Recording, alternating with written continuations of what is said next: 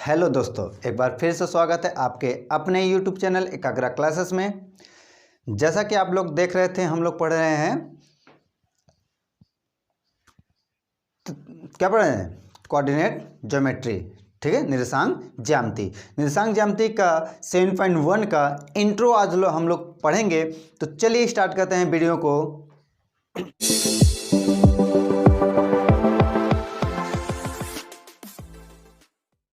चलिए आइए देखते हैं, जानते हैं कि इसके इंट्रो में हमें पढ़ना क्या है। तो इंट्रो क्लास 10 से पहले हम लोग क्लास 9th के विषय में कुछ जान लेते हैं कि उसमें क्या क्या कोऑर्डिनेट ज्योमेट्री में क्या क्या था। तो कोऑर्डिनेट ज्योमेट्री में हमें जानना होगा 4 कोऑर्डिनेट के विषय में। ठीक है, 4 कोऑर्डिनेट के विषय में ये होता है along the x axis x, और ये होता है वाई, ये एक्स डैश और ये वाई डैश। क्लियर है?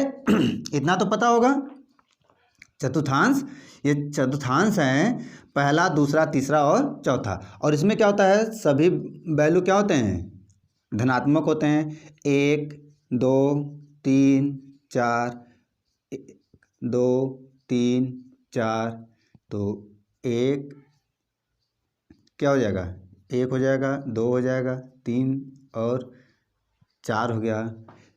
1 2 3 4 5, तो -1 -2 -3 -4 -5, 1 -1 2 -2 -3 -4 -5, ये क्या हो गया आपका? कोऑर्डिनेट हो गए। ठीक है, अब इसमें क्या होता है कि कोई पॉइंट P की बात करें, कोई पॉइंट P की बात करें जो 4,5 हो, 4,5 या 4,3 लिख देते हैं, 3 हो, तो वो पॉइंट P कोऑर्डिनेट में होगा कहाँ? ठीक है, वो पॉइंट P कोऑर्डिनेट में होगा कहाँ? और जब हम इसे कोऑर्डिनेट मीन्स पॉइंट के रूप में लिखते हैं, बिंदु के रूप में लिखते हैं, तो जो बिंदु होता है उसमें ये वाला फर्स्ट बिंदु क्या होता है? x होता है, और सेकंड वाला बिंदु y होता है। क्या होता है? फर्स्ट वाले को कहते हैं x और सेकंड वाले को y कहते हैं। और इसे हम पढ़ते क्या है? इसे हिंदी में हम लोग कहते हैं क्या? भुज, और इसे कहते हैं कोटि। ठीक है, इसे कहते हैं भुज x को, और इसे कहते हैं कोटि कहते हैं। ठीक, जो क्षैतिज होता है वो क्या होता है? भुज होता है, जो ऊर्ध्वाधर होता है वो क्या होता है? कोटि होता है। क्लियर है? अब हमें पॉइंट 4,3 बताना है। तो x पर कितना जाना है? 1 2 3 4, x पर 4 गए, और y पर कितना जाना है? 1 2 3, तो x पर 4 और y पर 3 आए, तो जो ये पॉइंट मिला हमको, वो पॉइंट क्या मिला? 4,3। ठीक है, ये क्लास 9th की बातें हैं, आप लोग जानते हैं, लेकिन पुनः हम आप लोगों को रिकॉल करा दे रहे हैं, जान लीजिए। ठीक है, और अब यहाँ से अगर समझें तो बात करें कि x अक्ष से दूरी, x अक्ष से ये पॉइंट की दूरी क्या होगा? जब हमसे कहा जाता है कि x अक्ष से दूरी, तो x अक्ष से दूरी अगर हमसे पूछा जाए तो ध्यान से बताइएगा कि यहाँ से यहाँ तक की दूरी बताना है कि नहीं। तो यहाँ से यहाँ तक का दूरी कौन सा होगा? यहाँ से y वाला दूरी बताएंगे, तो y बराबर क्या मिला? 3। x अक्ष से दूरी पता चला कि नहीं? अगर यही y अक्ष से दूरी पूछा जाए तो y अक्ष से ये कितना दूर है? जितना x चला है, तो x बराबर 4, ये y अक्ष से दूरी हो गया। तो ये दूरी आपको क्लास 9 में पढ़े हैं, ये दूरियां, और ये पॉइंट, इसे भुज और इसे कोटि जो होता है। अब पॉइंट जो होता है मिलता है यहाँ का, अगर हमसे पॉइंट पूछा जाए, पॉइंट A पूछा जाए, तो क्या होगा बताइए कि x पर कितना गए? 0 गए, y पर कितना गए? 2 गए। ठीक, अगर यहाँ का पॉइंट पूछा जाए तो हम क्या बताएंगे? -3,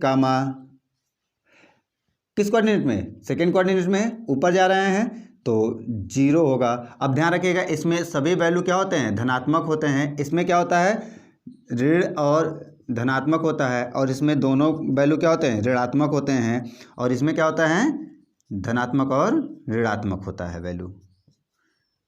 ठीक है, ये आप लोग जानते होंगे। क्यों इसमें धनात्मक है? देखिए ये दोनों धनात्मक वाले वैल्यू, इससे जितना भी एरिया होगा वो क्या होगा? धनात्मक होगा। अब देखिए इधर ऊपर जा रहे हैं तब तक धनात्मक हो रहा है, लेकिन इधर आ रहे हैं तो ऋणात्मक हो रहा है। तो जो इस कोऑर्डिनेट में होगा तो पहले ऋण को लिखा जाएगा, पहले भुज होगा, फिर पहले एक्स होगा, बाद में वाई के वैल्यू होंगे। तो पहले एक्स लिखेंगे तो माइनस लेंगे, वाई की तरफ लिखेंगे तो धन लिखेंगे। ठीक, अब इधर आ रहा है और नीचे की तरफ, तो दोनों ऋणात्मक होगा। इधर धनात्मक की तरफ जा रहा है और ऋणात्मक की तरफ, तो धनात्मक और ऋणात्मक हो जाएगा। ठीक है, तो ये जितनी भी बातें हैं ये क्लास 9th की बातें हुई। अब हम लोगों को जो पढ़ना है क्लास 10th में उसकी बात कर लें तो हमें पढ़ना है क्या? दो बिंदुओं के बीच की दूरी। 7.1 के इंट्रो में जो हम लोगों को पढ़ना है वो क्या पढ़ना है? दो बिंदुओं के बीच की दूरी पढ़ना है। तो इसे नोट करिए। चलते हैं, बात करते हैं दो बिंदुओं के बीच की दूरी का फार्मूला। चलिए बात करते हैं जो 7.1 के इंट्रो में अब हम लोगों को क्लास 10th में जो पढ़ना है उसकी। तो वहाँ पढ़ना है, हमको पहले पढ़ना है कि दो बिंदु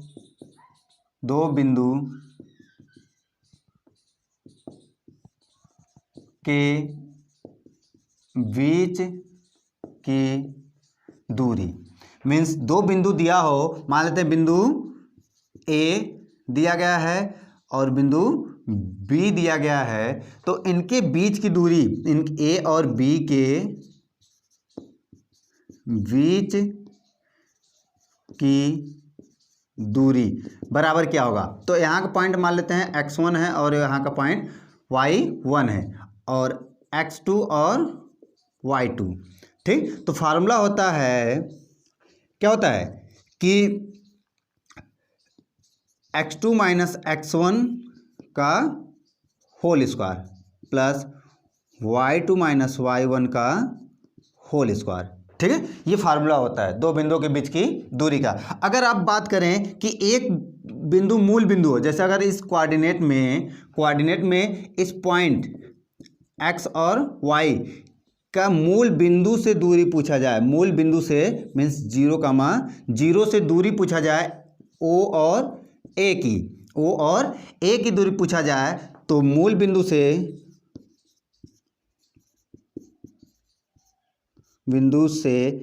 x, y के बीच की दूरी बराबर अगर हमसे पूछा जाए तो क्या होगा? वही फार्मूला होगा। चलिए x, 0 का whole square plus y, minus 0 का होल स्क्वायर, और इसे क्या लिख सकते हैं? X square plus y square. ये क्या होगा? ओ ए के बीच की दूरी का फार्मूला होगा। और ये क्या होगा? ए बी के बीच की दूरी का फार्मूला हो गया। ठीक है, दोनों में अंतर क्या है? एक मूल बिंदु से दूरी पूछ रहा है किसी बिंदु की, और एक दो बिंदु के बीच की दूरी बताया गया है। यही आपको 7.1 एक्सरसाइज है उसमें आपको क्या पढ़ना है? बस इतना ही बात है। एक्सरसाइज का इंट्रो खत्म हो गया। ठीक है, लेकिन बात ये आएगी कि सर ये फार्मूला जो आप लिखे हैं, इस फार्मूला आया कहाँ से? कोऑर्डिनेट में तो ठीक है डायरेक्ट फार्मूला बता दिया गया, लेकिन फार्मूला बना कहाँ से? तो चलिए फार्मूले की बात करते हैं, फार्मूला बना कहाँ से है तो नोट कर लीजिए। चलते हैं देखते हैं फार्मूला आया कहाँ से।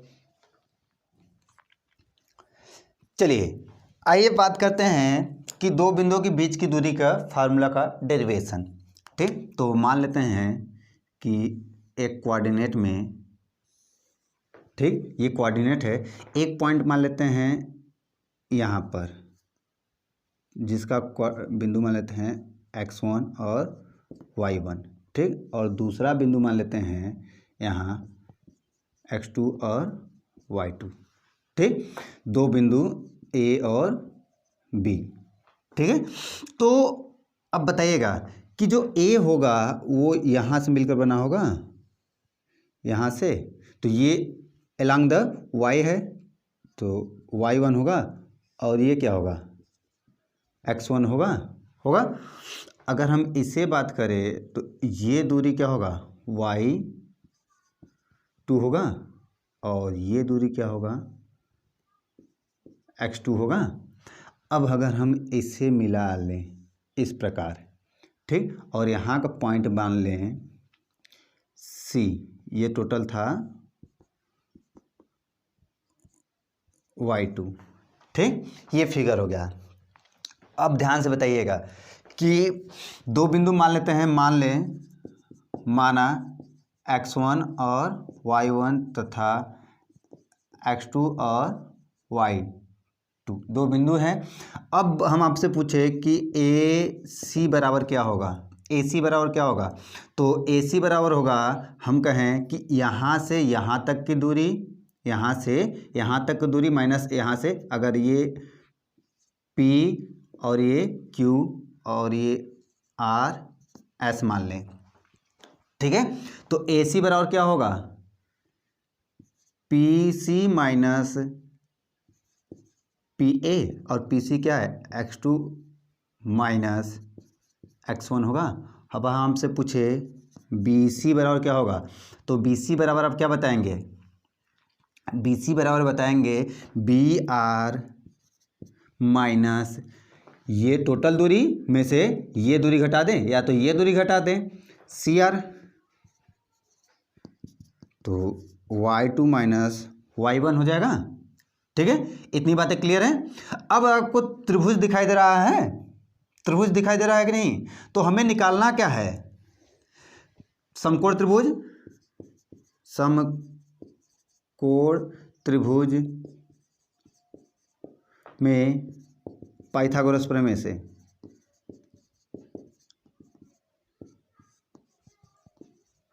से क्या होता है, AB का स्क्वायर बराबर AC का स्क्वायर प्लस BC का स्क्वायर। तो AB का स्क्वायर तो पूछा जा रहा है, तो स्क्वायर बराबर AC का स्क्वायर बराबर क्या हो जाएगा, x minus x2 minus x1। बताइए x1 होगा कि नहीं, x1 का square plus y2 minus y1 का स्क्वायर। ठीक, अब लाना क्या है, AB बराबर, तो कड़ी में x2 माइनस x1 का square plus y2 minus y1 का स्क्वायर, ये हो गया आपका क्या, दो बिंदुओं के बीच की दूरी का फार्मूला। अब बात यहाँ और थोड़ा सा कंसंट्रेट करके देख लीजिए कि अगर हम आपसे कहें AB बराबर ये लिखा गया है कि x1 माइनस x2 का whole square plus y1 minus y2 का होल स्क्वायर, तो ये भी क्या है, एक फार्मूला है। क्यों दोनों बराबर होगा, क्योंकि समझिएगा कि 2 माइनस 4 का होल स्क्वायर बराबर भी तो क्या होगा, -2 का होल स्क्वायर बराबर 4। अब 4 माइनस 2 का होल स्क्वायर बराबर 2 का स्क्वायर बराबर 4, दोनों का वैल्यू क्या आएगा, समान आता है। क्योंकि होल स्क्वायर में तो उसमें धनात्मक और ऋणात्मक की बात नहीं होती है। जब स्क्वायर सम हो, जब घात सम होता है तो हमेशा पॉजिटिव वैल्यू मिलता है, आपको पता होगा। तो पॉजिटिव वैल्यू क्या है, सम संख्या, घात क्या है, सम है, तो हमेशा क्या मिलेगा, धनात्मक वैल्यू ही मिलेगा। ठीक है, तो इसलिए आपको x2 माइनस x1 करे चाहे x1 माइनस x2 कर ले, दोनों के लिए क्या होगा, वैल्यू समान होगा। ठीक है, तो इतने हैं, इंट्रोडक्शन है 7.1 का। तो चलिए इसी में हम लोग क्या कर लेते हैं, ज़्यादा कुछ है नहीं, तो हम लोग इसका एग्जाम्पलर, जो एग्जाम्पल दिया गया एनसीईआरटी का, जितने एग्जाम्पल है, एग्जाम्पल को स्टडी कर लेते हैं। तो चलिए नोट करिए आप लोग इसको।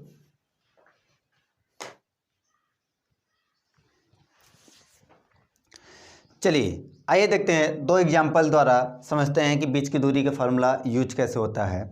तो पहला सवाल कह रहा है कि दो बिंदु 4,5 और 3,9 के बीच की दूरी बताना है।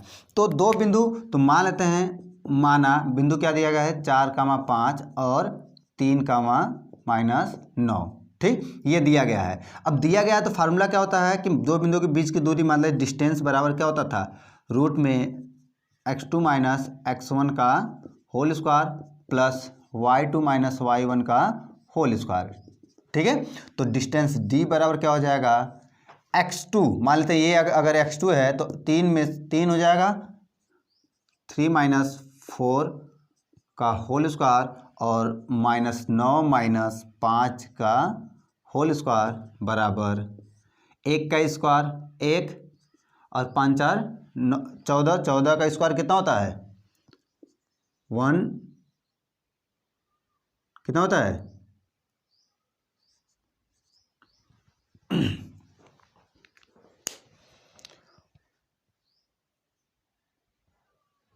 196।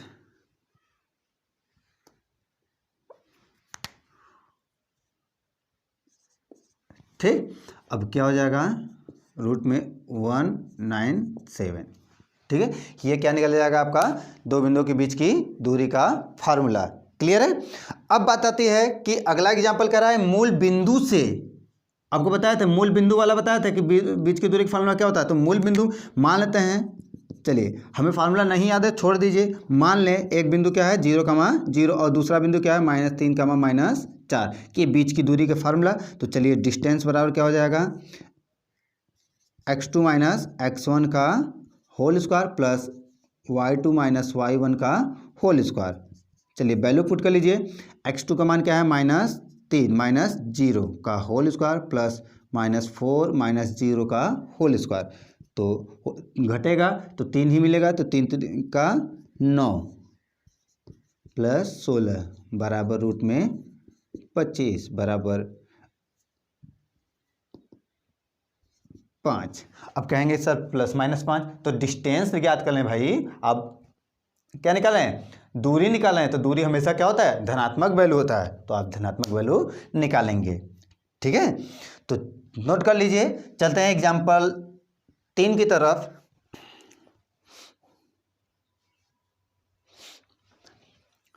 चलिए आइए देखते हैं एक एग्जाम्पल।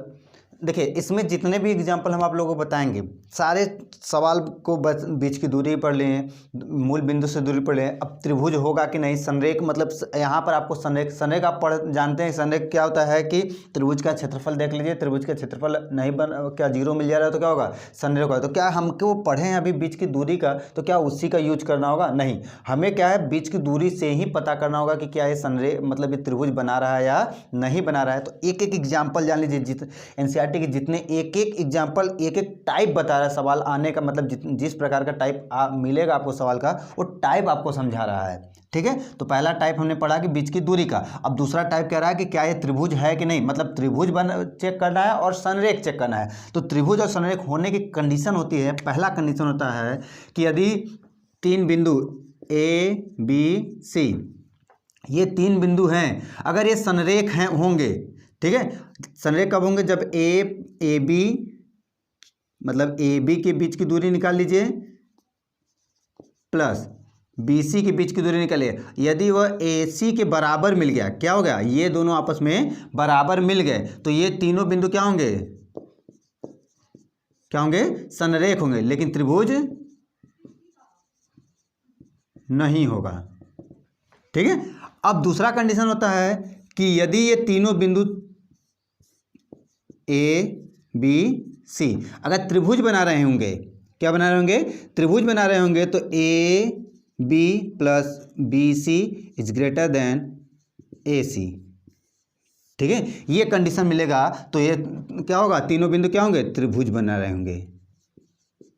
ठीक है, क्या बना रहे होंगे, त्रिभुज, संरेख नहीं होंगे। तब संरेख होने की कंडीशन क्या है कि जब को A B plus B C बराबर ए सी मिल जाए, मतलब जो 3 बिंदु की दूरी निकाल लीजिए, ए बी 3 बिंदु होंगे तो पहले ए बी से निकालिए, बी सी निकालिए, ए सी निकाल लीजिए। अगर उन तीनों में 2 छोटी भुजाओं को जोड़ दी, तीसरी बड़ी भुजा के बराबर मिल गया है, तब क्या होगा, वह संरेख होगा। लेकिन यहाँ क्या होगा, 2 छोटी भुजाओं का योग तीसरी भुजा से बड़ी मिले, तब क्या होगा, वह त्रिभुज होगा। अब त्रिभुज कैसा होगा, तो उस तो कंडीशन आपको पता है कि अगर 2 भुजाएं बराबर हैं तीसरी भुजा से, तब क्या होगा, समद्विबाहु होगा। अगर 2 भुजाओं का वर्ग तीसरी भुजा के वर्ग के योग के बराबर मिल जा रहा है, तो क्या होगा, समकोण त्रिभुज होगा। ठीक है, अगर अलग अलग मिले तो विषमबाहु त्रिभुज, बराबर मिल गए तो समबाहु त्रिभुज होगा।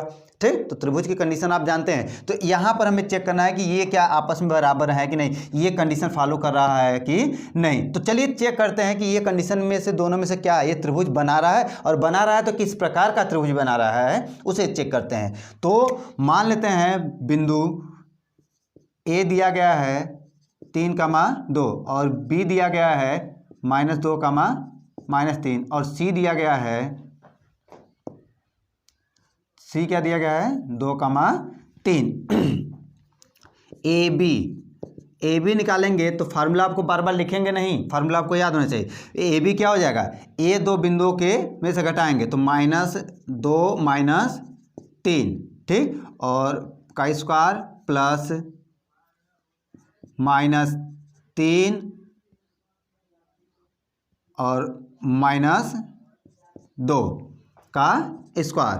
चलिए जोड़ लीजिए, 3 2 5, 5 बचे 25 + 25 क्या हो जाएगा 5 कड़ी में 2।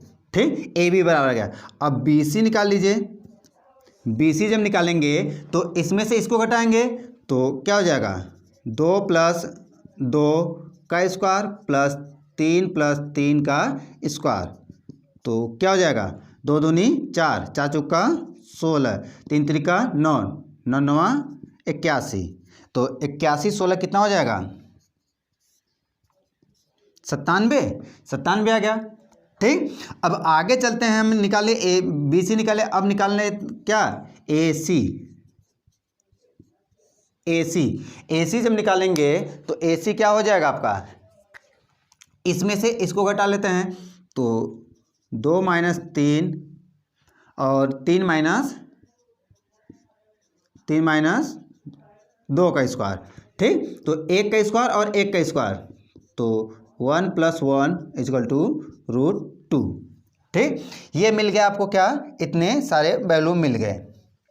सॉरी 3 3 6 हो जाएगा ना जी, यहाँ गड़बड़ हो गया। 3 3 6 6 का 36 हो जाएगा और मिलेगा कितना 6 6 12 और कितना हो जाएगा 12 10, तो 4 1 5। ठीक, अब आपको चेक कर लीजिए क्या ये आपस में बराबर हैं, तीनों का योग आपस में किस प्रकार है। तो तीनों का योग करने पर कोई जीरो हो जाएगा, नहीं हो रहा है जीरो, होगा नहीं होगा जीरो। जब जीरो नहीं हो रहा है तो बन रहा है क्या, त्रिभुज बन रहा है, त्रिभुज बन रहा है। अब त्रिभुज किस प्रकार का त्रिभुज बन रहा है, तो किस प्रकार का त्रिभुज बनने के लिए देख रहे हैं कि इन दो भुजाओं का योग इसकी भुजा के वर्ग के बराबर नहीं है। देख लीजिए वो ये कंडीशन नहीं फॉलो कर रहा है कि बी सी का स्क्वायर बराबर ए सी का स्क्वायर प्लस ए बी का स्क्वायर है कि नहीं। बी सी का स्क्वायर कितना है 52 बराबर 50 + 2 बराबर 52। ठीक, दोनों आपस में क्या हो जा रहे हैं, बराबर हो जा रहे हैं कि नहीं। जब बराबर है तो क्या होगा, समकोण त्रिभुज है। कैसा त्रिभुज मिल गया, समकोण त्रिभुज, समकोण त्रिभुज हो गया। क्लियर हुआ कि नहीं बताइए। अगर ये दोनों आपस में इस प्रकार का मिलता तो संरेख हो जाता। जोड़ने पर आपस में बराबर नहीं ना है, बराबर नहीं, उसके वर्ग का योग बराबर हो रहा है, वो अलग बात है। ठीक है, तो ये क्या है, समकोण त्रिभुज है। क्लियर है, तो नोट कर लीजिए। चलते हैं एग्जाम्पल, अगला एग्जाम्पल देखते हैं किस प्रकार का कौन सा टाइप दिया गया है।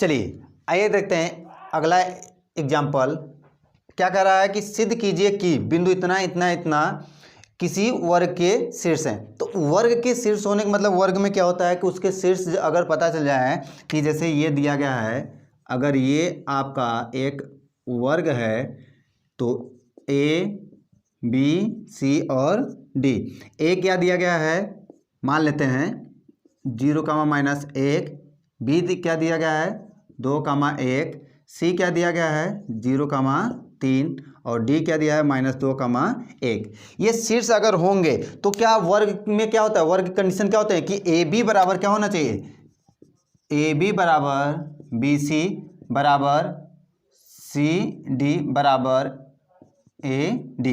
ये चारों भुजाएं आपस में क्या होनी चाहिए, बराबर होना चाहिए। अब वर्ग में बराबर होंगे तो क्या कन्फर्म होगा कि वर्ग ही होगा। ये सम क्या हो जाए, सम चतुर्भुज भी तो हो सकता था। अब क्या होगा कि आपको ये ज्ञात करना होगा कि ए सी बराबर बी डी, ये भी आपस में बराबर होने चाहिए। तो अब ये ज्ञात क्या करना है, आपको ये ज्ञात करना था, ये ज्ञात करना है, ये बराबर हो जाए और इसके भुजाएं आपस में बराबर हो जाए। मतलब सभी क्या निकालना है, बीच की दूरी का फार्मूला से ज्ञात करना है। तो चलिए बीच की दूरी का फार्मूला लगा कर चेक करते हैं कि क्या ये वर्ग है कि नहीं। तो सबसे पहले ज्ञात करते हैं ए बी, और ए बी हम फार्मूला लिख नहीं रहे हैं, देख लीजिएगा कि 2 में से 0 घटा लीजिए 2 मिलेगा, और 1 में से 1 जोड़ेंगे घटाएंगे तो क्या मिलेगा, -1 घटाएंगे तो 2 मिल जाएगा। तो 2 का स्क्वायर प्लस 2 का स्क्वायर बराबर क्या आ जाएगा, 4 और 4 8, तो 2 कड़ी में 2 मिल गया। ए बी, बी सी ज्ञात कर लीजिए। बी सी चलिए, तो 2 का स्क्वायर प्लस 2 का स्क्वायर, ये भी मिल गया 2 कड़ी में 2।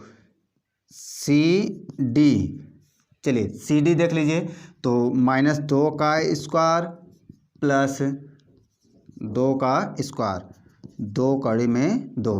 और ए डी ज्ञात करके देख लीजिए, ए डी क्या हो जाएगा, अब -2 का स्क्वायर प्लस 2 का स्क्वायर, ये भी मिल गया 2 कड़ी में 2,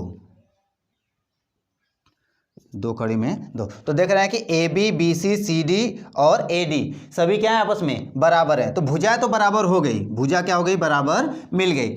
अब हमें बस चेक करना है कि भुजाएं बराबर है तो वर्ग हो सकता है, समचतुर्भुज होगा, इन्हीं दोनों में से कोई एक होगा।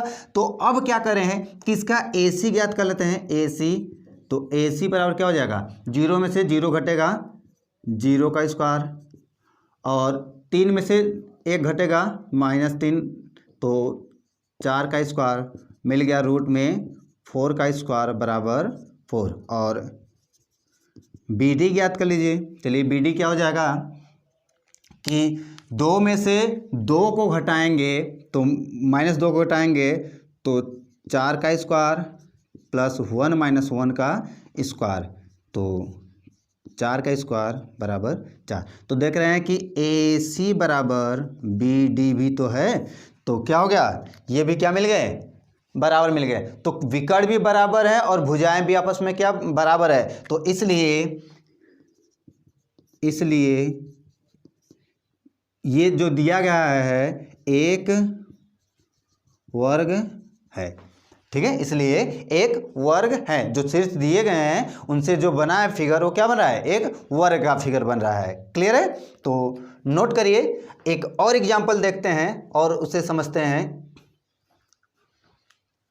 चलिए ये एग्जांपल देखिए, एग्जांपल थोड़ा सा बड़ा है, हमने पूरा लिखा नहीं है और फिगर दिया गया था। तो कह रहा है कि ये 3 दीपा, रेणु और प्रज्ञा क्रमशः इन सभी बिंदुओं पर बैठी हैं। तो कह रहा है कि क्या वे एक सीधी रेखा में बैठी है। मतलब सीधी रेखा में होने का मतलब क्या हुआ कि अगर वो इस प्रकार ए बी और सी, ए क्या है, रेणु है जो 3,1 और ये 6,4 और 8,6 पर बैठी है, तो क्या कह रहा है, एक सीधी रेखा में होगी। और सीधी रेखा में कब होता है, जब संरेख होगा। जब क्या होगा, संरेख। और संरेख की कंडीशन क्या बताए थे, संरेख की कंडीशन बताए थे कि जब A B plus B C बराबर ए सी हो जाएगा तो क्या होगा, संरेख होगा। तो चलिए चेक कर लेते हैं कि ए बी निकाल लेते हैं, बी सी निकाल लेते हैं और ए सी निकाल लेते हैं। तीनों का योग देखते हैं कि क्या मिल रहा है हम लोगों को।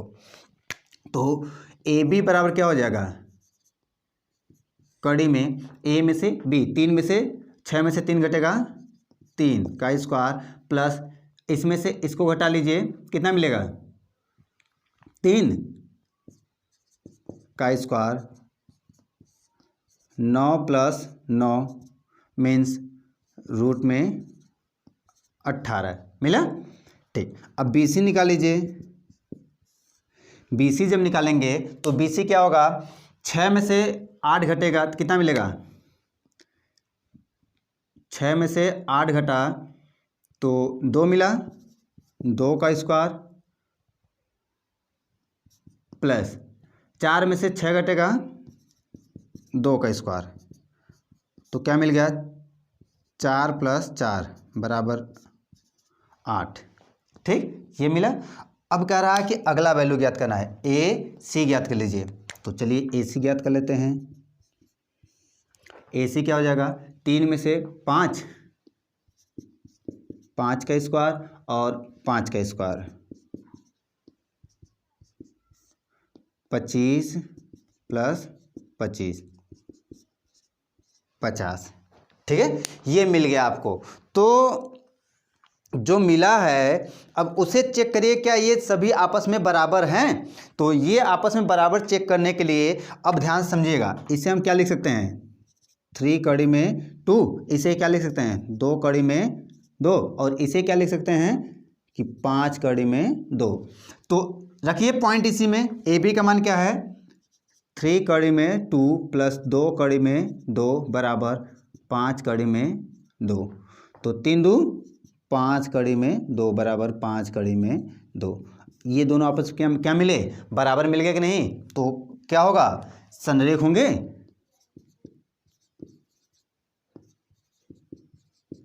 संरेख होगा, तो संरेख होंगे तो एक सीधी रेखा में बैठे होंगे। तो एक एग्जांपल यहाँ से समझ में आया कि एक टाइप यहाँ से मिला। और नेक्स्ट अगला टाइप जो है उसे देखते हैं, वो आखिरी टाइप होगा सवाल का। तो नोट कर लीजिए इसको आप लोग।